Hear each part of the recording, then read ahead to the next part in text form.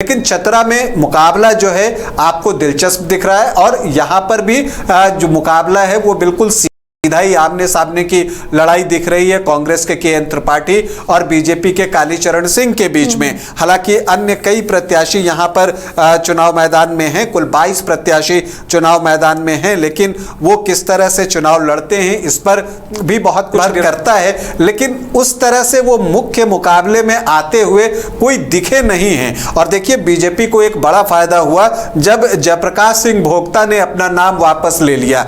अगर जयप्रकाश सिंह भोक्ता चुनाव लड़ते तो जो बीजेपी का 2 स्ट्रॉन्ग होल्ड विधानसभा है, सिमरिया और चतरा, इन दोनों जगहों से वो विधायक रह चुके हैं, तो उनकी एक अपनी पहचान भी है, उनका अपना एक वोट बैंक भी है। तो अगर वो चुनाव लड़ते तो इन 2 जगहों पर वो बीजेपी को डेंट मार सकते थे। वैसी परिस्थिति में बीजेपी को सिमरिया और चतरा से उतनी बड़ी लीड नहीं मिलती।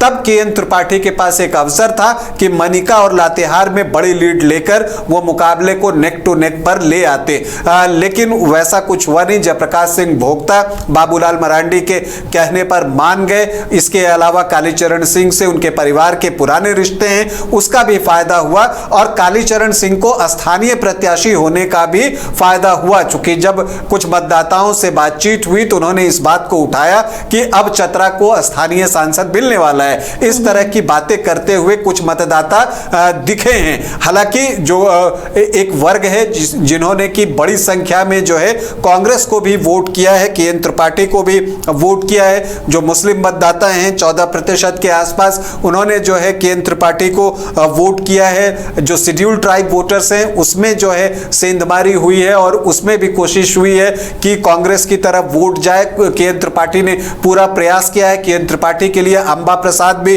वहां पर पहुंची थी वैश्य वोटर्स को आकर्षित करने के इरादे से कि वो कांग्रेस को वोट करें। अब उसका कितना इंपैक्ट पड़ा है ये चुनाव परिणाम आने पर ही पता चलेगा। लेकिन मुकाबला जो है चतरा में दिलचस्प हुआ है। लेकिन जहां तक एज की बात है, एक बार फिर कहूंगा कि चतरा में भी बीजेपी के कालीचरण सिंह को थोड़ा एज दिख रहा है। जितने लोगों से मेरी बातचीत हुई है, क्योंकि देखिए कुछ चीजें तो 1-2 दिन के बाद ही साफ हो पाती हैं, क्योंकि अभी वो वक्त है जबकि जो कार्यकर्ता होते हैं वो पोलिंग बूथ से लौट रहे होते हैं, उनके अंदर उत्साह होता है, उमंग होता है। सभी को लगता है कि बूथ वही जीतने जा रहे हैं, चाहे वो भाजपा के कार्यकर्ता हो या कांग्रेस के कार्यकर्ता हो। लेकिन जब 1-2 दिन के बाद सारा आकलन होता है तब चीजें जो है वो निकल कर आती हैं। तो चाहे आप कोडरमा की बात कर लीजिए, हजारीबाग की बात कर लीजिए, या फिर आप जो है चतरा की बात कर लीजिए, जब कार्यकर्ता लौटेंगे, एक्चुअल फीडबैक मिलेगा 1-2 दिन के बाद, जब चीजें थोड़ी सी शांति वाली